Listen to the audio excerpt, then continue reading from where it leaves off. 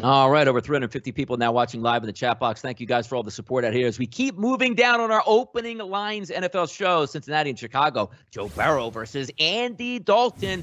And sure, we're going to be hearing the cat calls here for Justin Fields to start. Maybe this is the week. I don't think so here, but how about this one? Favored Cincinnati, right? Opening line here, -3 is a favorite toward the hometown Chicago Bears here, Kyle. Yeah, now we're finally getting to our first live dog, and I think Cincinnati is certainly a live dog. Their defense didn't look as bad against the Vikings as I expected it to, and what I was really encouraged by is they didn't tell Joe Burrow. You remember Zach Taylor last year? Joe Burrow set the record for passing attempts by a rookie quarterback per game. He didn't do that yesterday. He went to Joe Mixon. They stuck to the running game, and those weapons were able to get open against a revamped, a little bit older and slower Viking secondary, but they were expected to be better than they were. Now you flip it over here to Chicago. Look, Andy Dalton, early game, at home. That's when he succeeds, right? Andy Dalton on primetime. I've told everyone last night it was the easiest bet I've ever had to make. I will never, ever bet Andy Dalton in primetime. He's the worst primetime quarterback in history. It's not even close. But Sunday mornings at home against his old team, Andy Dalton will probably be okay. The problem for me, that Chicago secondary, you saw it last night. This is not your same, the Duke Shelleys and the Artie Burns and the Jalen Johnsons. They're not going to be able to get it done. There's some real talent in that Cincinnati wide receiving room. I think the Bengals here are live dogs, and I have a lean to the over on this. It's at 45. I think both teams can score. These are not two great defenses. This is not the monsters of the Midway. I think the over here is the play, and I think the Cincinnati Bengals are the first live dog on the card. Dave, another one here that lines up, right? Oh, my God, we watched in prime time. Chicago's such a bad football team. Hey, did you see Cincinnati won the week and they're getting points, Dave? Yeah. This is the Red Rifle Revenge Tour, right? I mean, he's coming after him. And Kyle, is that red hair? Are you a ginger? I mean, there's some ginger. He's losing it a little bit as well. And said this, the Bengals are favored. No, seriously, the Bengals. This is a pick'em game, but you can't make a game pick'em, in Chicago.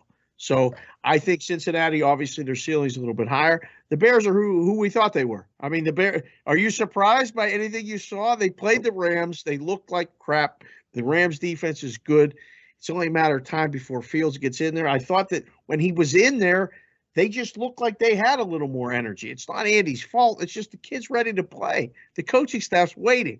I don't know what they're waiting for. It might be this week. I think that number will move if we get knowledge that Fields is going to get more snaps. That's the only thing that's going to be. It's set on 3. It's going to sit on 3. Nothing's going to move this game off of 3. And I mean, flip a coin right now. I think the Bengals are live. Would it surprise you if the Bears won by 7? No. Yeah, it should be an interesting one to look to because, your initial thoughts, which is what this show is for, is saying, look, Cincinnati's getting points. It makes sense in this game. Hand the ball off to Joe Mixon. Joe Burrow was sensational, I thought, on opening day, handled everything well. And also the Cincinnati defense, KW, playing some good football, slowing down, to me, the best overall running back in football. That's really fascinating because apparently David Montgomery actually has figured out football. Like, I thought maybe it was like a 4-week fluke to end last season. He was great last night. Like, he was legitimately great for the Chicago Bears. And we talk about, too, using just kind of the FanDuel lines right now, the Bears -3 is even money. So if you read the juice, this thing's closer to 2.5 and 3.5. You get this under the field goal. Are the Bears really going to be this bad all year long? And again, I don't think Cincinnati was amazing. Classic Kirk Cousins forgot what time the game started, got his numbers up good enough by the end of the game, and then, of course, couldn't seal the deal in overtime to have all the live bettors happy. That's what Kirk Cousins is built for. He did that to me last year against Dallas, the jabroni. So all in all here, I think this dips below that 2.5. It looks like Bears bettors can be patient, which is pretty surprising to me.